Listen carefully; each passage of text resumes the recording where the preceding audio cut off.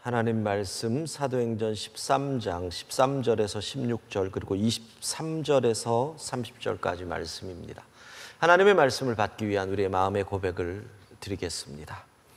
우리의 형편과 마음을 가장 잘 아시는 하나님, 이 시간 주의 말씀을 받겠습니다. 말씀하여 주옵소서.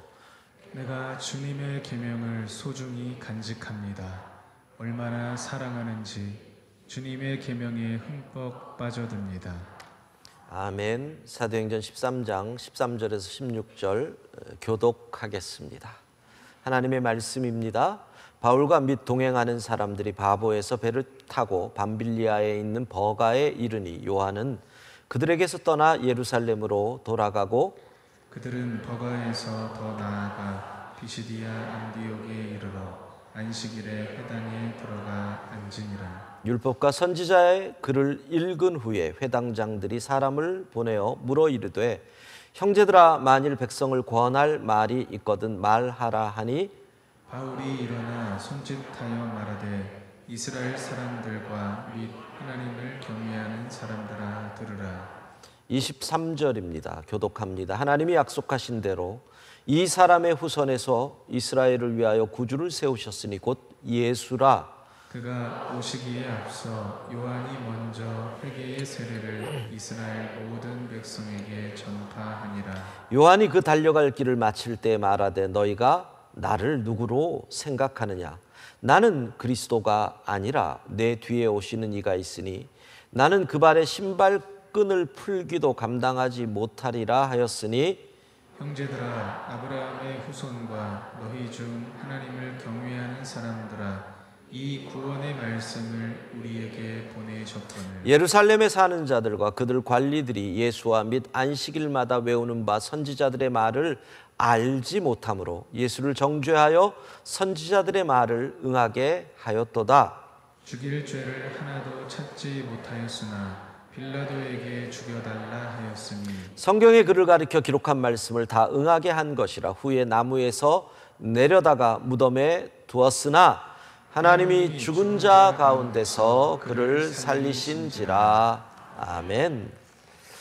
예, 비시디아 안디옥 회당에서 안식일 하나님을 예배하러 온 사람들에게 바울이 복음을 전하는 내용, 그게 사도행전 13장 13절부터 쭉 나오는 바울의 첫 번째 설교이기에 참 중요한 본문이다, 이렇게 말씀을 드렸습니다.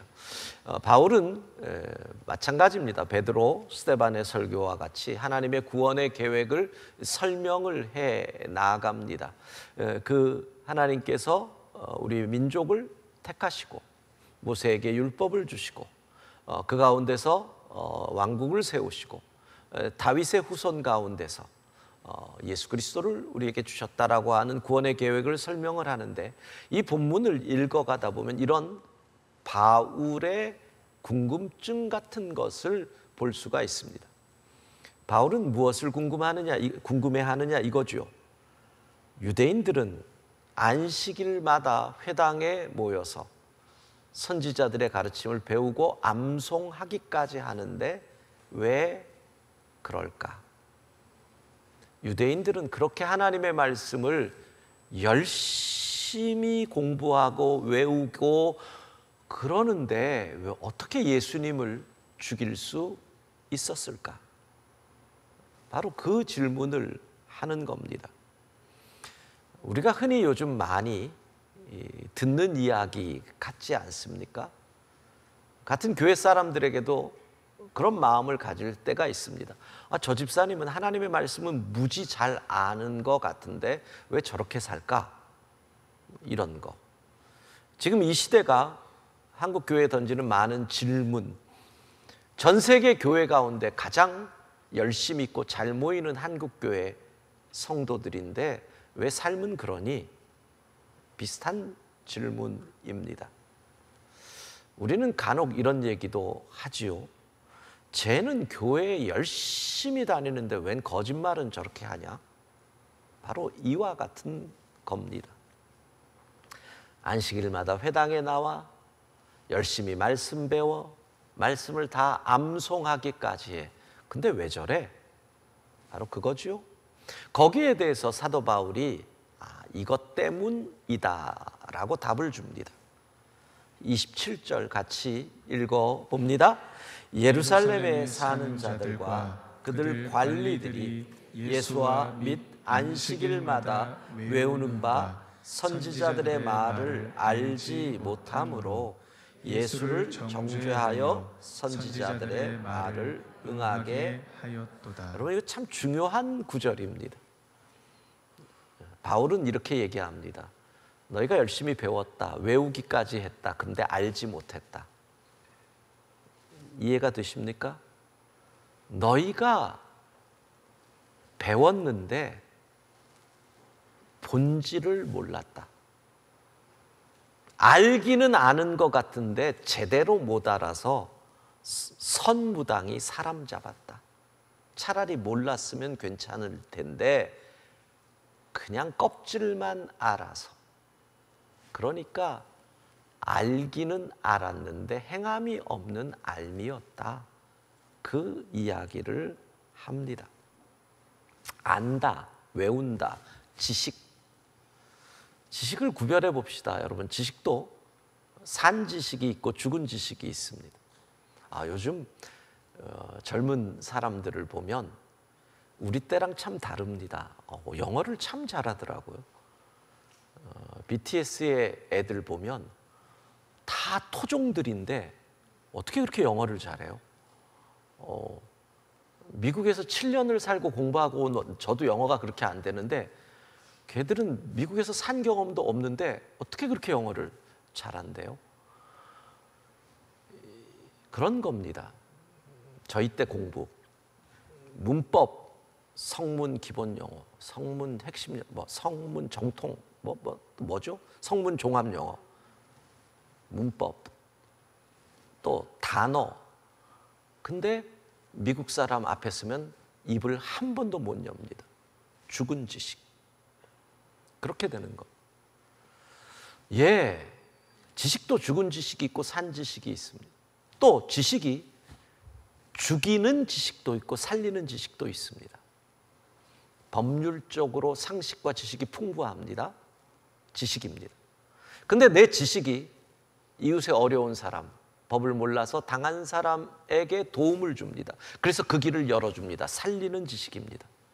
근데 내 지식이 법망을 피해서 누군가를 사기칠 수 있는데 도움을 줍니다. 죽이는 지식입니다. 우리는 오늘 본문에서 유대인들의 지식이 뭡니까? 죽은 지식입니다. 외우기만 했습니다. 문제는 그 죽은 지식이 진화했습니다. 어떤 지식으로? 죽이는 지식으로. 이게 문제입니다.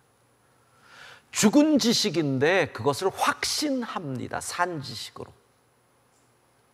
진짜 지식으로 확신했습니다. 그 순간 그 죽은 지식은 누군가를 죽이는 지식으로 진화하지요. 그게 바로 28절입니다. 28절 함께 읽습니다. 죽일 죄를 하나도 찾지 못하였으 빌라도에게 죽여 달라 하였으니. 예수님 죽일 죄가 하나도 없습니다. 죄가 없습니다. 그런데 자기들의 지식이 너무나 확실합니다. 그러니까 예수님을 죽이려고 가짜 죄를 만듭니다. 확신범. 여러분의 믿음의 행보가 정말 외우고 있는 말씀에 따라서 행동하는 건지, 아니면 하나님의 뜻을 알고 행동하는 건지, 오늘 우리는 그걸 좀 체크해 봐야 됩니다. 자, 본문을 구체적으로 좀 살펴보려고 합니다. 바울이 구브로 섬의 1차 전도 여행 첫 번째 목적지로 오지요. 수리아의 안디옥에서 출발해서. 그러니까 여러분 볼 때 안디옥, 처음에 나오는 희미한 안디옥, 바로 그게 그리스도인이라는 칭호를 받은 유명한 안디옥 교회가 있는 교회. 그리고 실루기아 항구로 와서 배를 타고 구브로 살라미 항구로 옵니다. 구브로를 횡단해서 구브로의 주도인 바보라고 하는 정말 이름도 바보스러운 바보에 와서 거기서 복음을 전하다가 이제 다시 배를 타고 육지로 갑니다. 290km 직선거리, 바로 버가, 밤빌리아의 버가라고 하는 항구 도시에 도착을 하지요. 거기서 우리가 잘 아는 사건이 벌어집니다. 바나바의 조카 요한과 헤어집니다. 요한은 여기서 예루살렘으로 돌아가는데 문제는 알지요? 1차 전도 여행 이후에 바울과 바나바가 헤어지게 되는 불화의 씨앗이 심겨진 도시 버가, 그리고 145km 더 내륙으로 들어가서 비시디아 안디옥이라고 하는 도시, 그 도시에서 오늘 드디어 본문의 일들이 벌어지는 겁니다. 당시 고대 로마에는 안티오쿠스, 안디옥이라는 도시가 상당히 많이 있었습니다. 성경의 중요한 두 도시는 바로 비시디아 안디옥과 수리아의 안디옥입니다. 왜 이 비시디아 안디옥이 중요한가? 지난 2019년에 우리 성도들과 함께 성지 순례를 갔지요. 터키 지방입니다. 여기 비시디아 안디옥, 바로 유적 발굴지에서 우리가 수요기도회를 드렸습니다. 성도들과 함께. 왜? 이 장소가 너무 의미가 있는 장소거든요. 바울이 받은 사명이 구체화된 장소입니다. 구체화됐다는 것이 무슨 뜻이냐? 복음을 전하는 사명을 받았는데 내가 누구에게 복음을 전할 것이냐? 사명의 구체화. 예를 들면 나 선교사로 가는 사명을 받았습니다. 사명 구체화. 아프리카로 갑니다. 구체화된 장소. 비시디아 안디옥에서 어떻게? 이방인에게로 나는 복음을 전합니다. 그러니까 거기서 예배를 드리는데 오는 묘한 감동이 있습니다. 이 비시디아 안디옥의 결단이 결국은 나에게까지 온 거구나. 묘한 감동과 떨림이 있는 장소가 비시디아 안디옥입니다. 13장 14절 함께 읽어봅시다. 그들은 버가에서 더 나아가 비시디아 안디옥에 이르러 안식일에 회당에 들어가 앉으니라. 예, 안식일에 회당에서 복음을 전했다. 여러분 1차 전도 여행은 거의 그렇습니다. 처음 가는 지역, 물론 뒤로 가도 그런 일들이 많지만 그들이 복음을 전하는 장소는 먼저 회당이었습니다. 그러니까 대상은 거의 유대인입니다. 왜? 하나님의 구원의 계획에 조상들로부터 시작된 그 구원의 계획의 대상이라는 면이죠. 그러니까 언제 전합니까? 안식일입니다. 안식일에 회당에 모이니까. 여러분 지금 우리는 주일에 예배를 드리고 있지만 교회의 역사를 보면 처음엔 안식일에 교회는 예배를 드립니다. 그러다가 그 다음 단계는 뭡니까? 안식일과 안식구 첫날 주일에 예배를 드립니다. 그러다가 어느 순간부터 안식일에 안 드리고 주일에만 드립니다. 그러니까 예배의 날이 변했다는 겁니다. 우리가 주일 성수가 너무 중요한 신앙의 덕이지만 따져보면 안식일에서 또 안식일과 주일에서 주일로 이런 과정을 거쳐왔다는 거죠. 예배를 드리는 장소도 마찬가지입니다. 우리가 성전 중심의 신앙생활이 참으로 중요한 것이지만 처음에 회당에서 시작이 됩니다. 여러분 회당의 모습은 대체적으로 이와 같습니다. 예수님께서 처음 설교를 하셨던 가버나움의 회당 자리를 지금 가보면 이런 모습입니다. 이렇게 열주가 있고요. 그 열주에 기둥이 있고 사실은 그 좌우에 여자들이 예배를 드리고 가운데는 남자들이 있는 회당의 전형적인 모습이고 아마 바울이 오늘 했던 비시디아 안디옥도 저러한 모습이었을 겁니다. 방향은 예루살렘을 향하는 방향을 갖게 되어 있습니다. 물론 예수님께서 저곳에서 한 건 아닙니다. 예수님이 처음 설교를 했던 곳은 지진으로 무너졌고 저건 AD 300년경에 300에서 400년경에 다시 세워진 회당으로 여겨집니다. 그러면 지금 여러분들이 볼 때 까만 돌 있는 데가 예수님께서 설교를 했던 그 회당으로 보이는, 그러니까 현무암으로 지어지고 그 위에는 석회암으로 지어지게 됩니다. 그러니까 저기 가도 감동이 있습니다. 저곳에서 2000년 전에 예수님께서 공생애의 처음 선포를 주의 성령이 내게 임하셔서 포로된 자에게 자유를. 이 말씀이 선포된 가버나움의 회당이죠. 이러한 회당에서 교인들은 모여서 하나님을 예배하기 시작합니다. 그러다가 어떻게 합니까? 유대인들의 핍박이 시작되니까 회당에서 못 모입니다. 어디로 갑니까? 가정으로 갑니다. 가정에서 교회가 모입니다. 그러다가 어떻게 됩니까? 로마 제국의 핍박이 시작되니까 숨기 시작합니다. 카타콤 교회가 등장하는 거죠. 여러분, 지하 무덤에서 역사 속에 보면 저기서 태어나서 저기서 죽은 우리의 믿음의 선조가 참 많습니다. 평생 빛 한 번 못 보고 산 믿음의 선배들, 저 카타콤에서 예배를 드립니다. 그리고 313년에 콘스탄티누스에 의해서 기독교가 공인되면서 예배의 장소가 바뀝니다. 밖으로 나온 사람들은 어디서 예배를 하느냐? 그들은 바실리카라고 하는 장소를 찾게 됩니다. 바실리카, 공회당이라는 겁니다. 로마 사람들의 공회당, 법정으로 사용되던 그 공간이 교회의 공간으로 사용이 됩니다. 조감들을 살펴보면 그렇습니다. 여러분, 거의 바실리카의 모양은 이런 모양을 갖습니다. 그러니까 저 앞쪽에 나오는 반원형에 뭐가 있느냐? 황제의 상이 보통 있습니다. 그러니까 저걸 살펴보면 저기서 손 들고 있는 어떤 한 사람이 있는 그런 모양, 거기에 뭐가 들어갑니까? 십자가가 들어가게 되죠. 그래서 교회는 저 바실리카가 교회가 되어 갑니다. 지금도 유럽에 가보면 바실리카라고 하는 화살표를 따라가 보면 아주 중요한 교회가 되지요. 우리가 비시디아 안디옥에서 본 바울 기념교회, 전형적인 바실리카 양식으로 되어 있었고, 저기서 우리가 함께 기도하고 예배를 했던 기억이 납니다.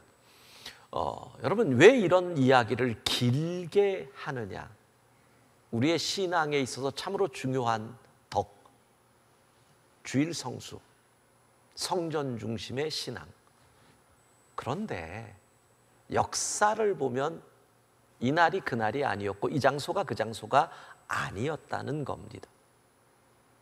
그런데 어느 순간 우리는 이 날과 이 장소를 거룩하게 여기게 되었습니다. 그래서 교회는 어떠한 부작용을 갖게 됩니까?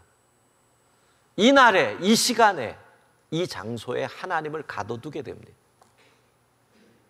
그리고 교인들은 하나님 없는 6일을 살다가 이 날과 이 시간에 가둬둔 하나님을 만나러 이 안에서 거룩의 모습만을 갖는 그런 부작용을 갖게 된 것입니다.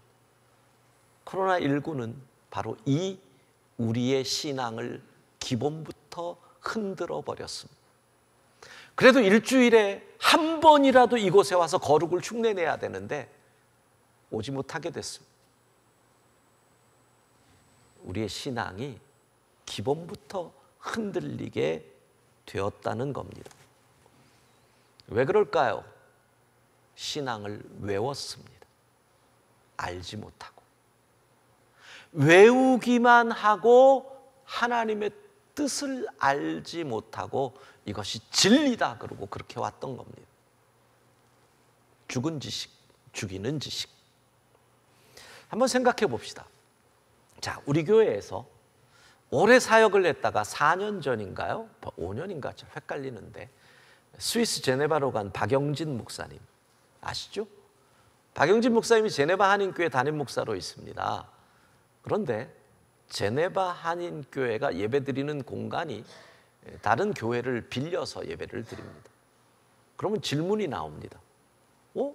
그럼 그 교회는 주일 예배를 어떻게 하고 빌려? 안식교회입니다. 안식교회는 한국교회에서 2단으로 규정됐습니다. 이제 여기서부터 우리에게 고민이 생기는 겁니다. 2단으로 규정된 교회, 합리적으로 생각하면 기가 막힙니다. 왜? 안식교는 토요일에 드리니까 토요일에 하고 안 드리는 주일에 우리가 쓰면 되니까. 안식교회 예배당을 빌려서 예배를 드려도 된다, 안 된다? 답이 없다. 헷갈리기 때문이다. 될 것 같기도 하고 안 될 것 같기도 하고. 여러분, 근데 수많은 이민교회들이 바로 그 합리성 때문에 안식교를 빌려서 예배를 드립니다. 그러면 거룩이 훼손된 것일까요? 그 예배는 하나님이 안 받으시는 것일까요? 우리는 찝찝합니다. 우리의 신앙은 기본적으로 그것을 어떤 혼합주의와 같이 여기기 때문에 찝찝합니다. 그게 정직한 표현일 겁니다. 그러면 우리 주님은 뭐라고 얘기하실까요? 우리 주님은 이미 2000년 전에 예루살렘에서만 예배드려야 한다고 했던 유대인들에게 이렇게 말씀하시죠. 요한복음 4장 21절 같이 읽습니다. 예수께서 이르시되 여자여 내 말을 믿으라. 이 산에서도 말고 예루살렘에서도 말고 너희가 아버지께 예배할 때가 이르리라. 저는요 여러분 이번에 처음 느낀 겁니다. 이 본문을 설교를 준비하면서 묵상하는데 소름이 끼쳤습니다. 왜 그런 줄 아십니까? 2000년 전에 예수님이 이렇게 선포를 하셨다. 예루살렘의 거룩함, 예루살렘에서만 예배한다고 믿던 유대인들에게, 사마리아 사람을 이단으로 여기던 유대인들에게 사마리아의 여인 앞에서 이 산, 너희가 예배하는 그리심산 말고 우리가 예배하는 예루살렘도 말고 와, 예수님이 그래서 죽는 겁니다. 막 소름이 끼친 적은 처음입니다. 이 본문을 읽으면서 우리 주님 진짜 대단하신 분이구나. 어떻게 이런 얘기를 할 수 있으시지? 그럼 돌 맞아 죽을 얘기를 지금 하시는 겁니다. 장소가 중요한 게 아니라고. 예배할 때가 온다. 그때가 언제입니까? 지금입니다. 성령께서 삼위일체 하나님의 구원의 사역을 이끌어 가시를 그때, 성자의 시대가 지나고 예수님이 부활 승천하신 이후 성령의 시대는 장소가 아니다, 시간이 아니다. 뭐라 그러십니까? 영과 진리로 예배하는 모든 예배를 하나님이 받으신다라고 말씀하신 것입니다. 사랑하는 성도 여러분, 다시 비대면 예배의 때가 우리에게 왔습니다. 어디서 예배하든, 안방이든 거실이든 직장이든 지하철이든 버스든 내 주 예수 모신 곳이 그 어디나 하늘나라인 은혜, 영과 진리로 예배하는 예배자 될 수 있기를 바랍니다. 외우며 지식을 쌓았습니다. 그래서 우리의 지식이 죽이는 지식이 되어버렸습니다. 하나님을 특별한 장소에 가두어 놓고 특별한 시간에만 그 장소의 문을 열고 들어와서 하나님을 만나는 외운 신앙, 죽이는 지식이 되어버린 거죠. 지난 주간에 어느 목사님 한 분에게 들은 이야기입니다. 2019년 11월에 어느 교회에서 연말 당회가 열렸답니다. 한 해를 마무리하는 연말당회, 우리는 정책당회라고 이름하고 어느 교회들은 연말당회라고 합니다. 당회가 다 끝났을 때 젊은 신임 장로님이 손을 들고 의견을 냅니다. 의견이 이런 거였대요. 우리 교회도 온라인으로 예배를 중계할 수 있도록, 그래서 아픈 분들이 혹시 교회에 못 나오거나 또 바쁜 분들이 교회에 못 나올 때 그들이 온라인으로 예배를 드릴 수 있도록 그런 시스템을 만들고, 또 주보에다가 온라인 계좌번호를 넣어서 성도들이 온라인으로 헌금할 수 있게 하면 어떻겠습니까? 11조 헌금은 액수가 큰데 그거 들고 교회 오는 것도 또 안전의 문제도 있으니까 그런 거 온라인으로 하면 어떻습니까? 이런 안을 냈다는 겁니다. 연세 많으신 선배 선임 장로님이 그 얘기를 듣더니 지금 무슨 얘기를 하는 겁니까? 힘들고 불편해도 주의 전에 와서 예배를 드리는 게 바른 신앙이지. 바쁜 일 있다고 교회 안 나오고 집에서 영상으로 예배를 드린다는 게 말이 됩니까? 요즘 젊은 사람들은 이랬어요. 그랬더니 담임 목사님이 그러는 거죠. 우리 때는 라떼, 우리 때는 구겨진 지폐를 다리미로 다림질해서 쫙 펴서 주일에 정성스럽게 하나님께 드렸는데 온라인으로 무슨 계좌이체를 하는 이런 예배가 말이 됩니까? 그 장로님은 철없고 믿음 없는 장로가 되고 그날 회의가 끝났습니다. 그리고 그 교회는 4개월 후에 코로나가 시작되면서 주보에 온라인 계좌번호를 올렸고 빨리 온라인 카메라를 장치해서 지금까지 교인들이 온라인으로 예배를 드리고 있다. 여러분, 저는 그 목사님과 그 장로님의 신앙이 나쁘다, 잘못됐다를 이야기하는 거 아닙니다. 왜? 우리가 선택을 할 때, 앞을 모르고 선택을 할 때는 언제나 지금 할 수 있는 최선의 것을 선택해야 됩니다.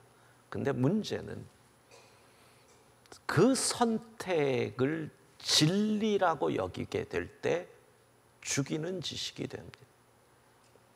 최선을 다해 선택하고 나아가는 거지, 나의 선택이 인간의 짧은 경험과 외우고 있는 지식을 가지고 이것이 진리다라고 얘기하면 율법이 되고 죽이는 지식이 되는 것이기 때문에 그렇습니다.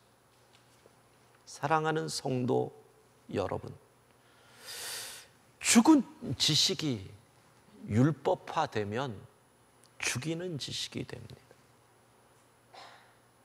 깨어 있어야 합니다. 껍질에 현혹되지 말고 본질, 주의 뜻을 알아야 되는데 외우고 있는 겁니다. 이렇게 생각해 봤습니다. 지난 18개월, 19개월 우리가 코로나19라는 훈련소에 들어왔다. 이 훈련소는 어떤 훈련소인 줄 압니까?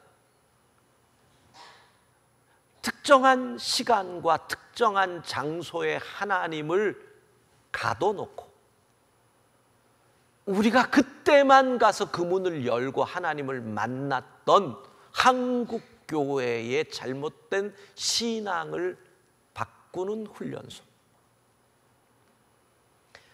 24시간 365일 어느 곳에서든지 영과 진리로 예배하는 삶의 예배자가 되라고 성령께서 이 땅을 운행하시는데 어느 순간 우리가 외우지만 알지 못하는 유대인의 신앙이 되어버린 겁니다.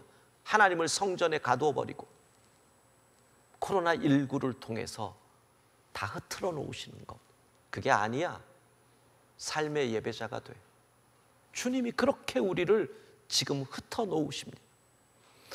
그리고 이 훈련소 마지막 주차가 내일부터 시작이 됩니다. 논산훈련소, 모든 훈련소의 마지막 주차가 제일 힘듭니다. 제 경험을 보니까 마지막 주차에 유격도 있었고 마지막 주차에 각계전투도 있었고 마지막 주차에 야간 행군도 있었습니다. 훈련소에서. 월요일부터 마지막 주차 훈련입니다. 무슨 훈련입니까? 삶의 예배자 되는 훈련. 여러분, 어디에서든지 누구를 만나든지 무슨 일을 하든지 영과 진리로 예배하는 삶의 예배자 되기를 주의 이름으로 축복합니다. 그러면 이 코로나19의 훈련을 마치고 우리가 하나님께 영광 돌리며 우리의 믿음이 올바르게 되는 축복의 시간이 되는 겁니다. 삶의 예배자 화이팅입니다. 화이팅! 삶의 예배자입니다.